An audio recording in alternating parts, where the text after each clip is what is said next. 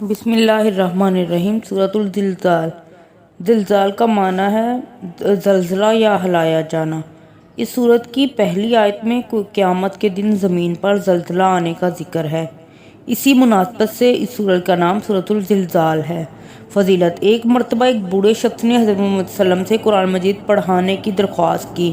انہوں نے یہ بھی عرض کیا کہ میں بڑی بڑی صورتیں یاد نہیں کر سکتا، آپ صلی اللہ علیہ وسلم مجھے ایک مختصر اور جامع صورت پڑھا دیجیے۔ حضرت محمد صلی اللہ علیہ وسلم نے انہیں سورۃ الزلزال پڑھائی۔ آخر پر ایمان لوگوں کے اعمال پر بہت زیادہ اثر انداز ہوتا ہے، اس لیے حضرت محمد صلی اللہ علیہ وسلم نے سورۃ الزلزال کو نصف قرآن کے برابر قرار دیا ہے۔ مرکزی مضمون: سورۃ الزلزال کا مرکزی مضمون قیامت کے دن ہر پوشیدہ چیز کے ظاہر ہو جانے کا بیان ہے۔ سورۃ الزلزال میں اللہ تعالیٰ نے قیامت کے حالات بیان فرمائے ہیں کہ اس دن زمین شدید زلزلے سے ہلا دی جائے گی۔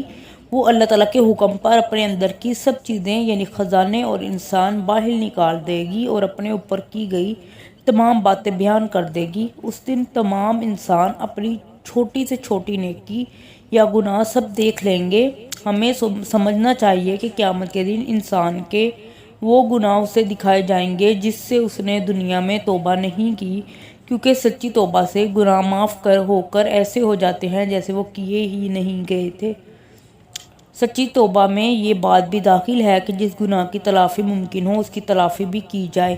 مثلاً کسی کا حق ہے تو اسے حق دے دیا جائے یا اس سے معاف کرا لیا جائے، یا فرائض چھوٹ گئے ہیں تو ان کی قضا ادا کر لی جائے۔ سورۃ الزلزال۔ بسم اللہ الرحمن الرحیم۔ اللہ کے نام سے شروع جو بڑا مہربان نہایت رحم فرمانے والا ہے۔ اذا زلزلت الارض زلزالہا، جب زمین اپنے زلزلے سے پوری شدت سے ہلا دی جائے گی۔ واخرجت الارض اثقالہا، اور زمین اپنے اندر کے تمام بوجھ باہر نکال پھینکے گی۔ وقال الانسان ما لہا، اور انسان کہے گا کہ اسے کیا ہو گیا ہے۔ یومئذ تحدث اخبارہا، اس دن زمین اپنے اوپر گزرے ہوئے واقعات کی اپنی سب خبریں بیان کر دے گی۔ بِأَنَّ رَبَّكَ أَوْحَىٰ لَهَا، اس لیے کہ آپ کے رب نے اسے یہی حکم دیا ہوگا۔ یومئذ یصدر الناس اشتاتا لیروا اعمالهم، اس دن لوگ گروہ در گروہ ہو کر آئیں گے تاکہ انہیں ان کے اعمال دکھائے جائیں۔ فَمَن يَعْمَلْ مِثْقَالَ ذَرَّةٍ خَيْرًا يَرَهُ، تو جس نے ذرہ برابر نیکی کی ہوگی وہ اسے دیکھ لے گا۔